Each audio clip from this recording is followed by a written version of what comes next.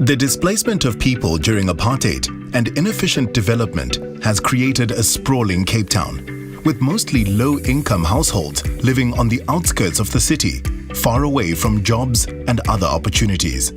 Sprawling cities struggle with many challenges and are also inefficient, expensive, and unproductive. In Cape Town, low-income households spend about 43% of their monthly income on transport alone and 25% of their time on the road.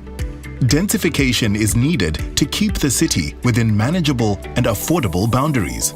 The city's spatial planning policies aim to bring people closer to jobs and jobs closer to people through transit-oriented development and mixed land use development and densification.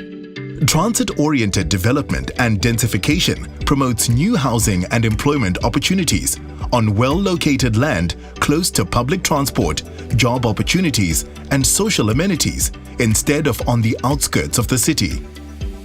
Through densification, the city is growing inwards instead of outwards.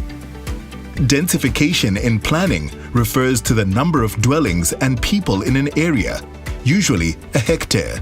The higher the density, the more people in the area. Cape Town is constrained by mountains, the sea, and agricultural land.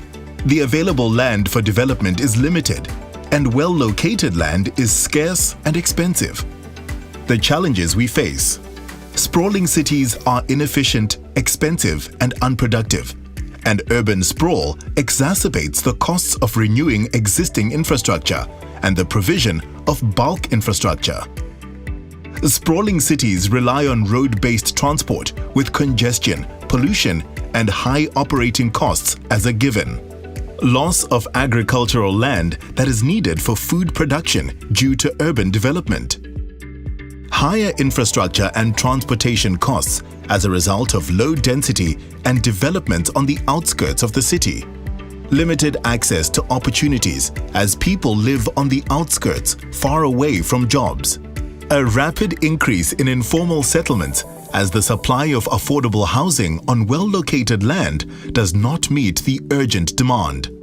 The benefits of densification. Inward growth and transit-oriented development can provide greater protection of the city's natural environment, heritage, and agricultural assets.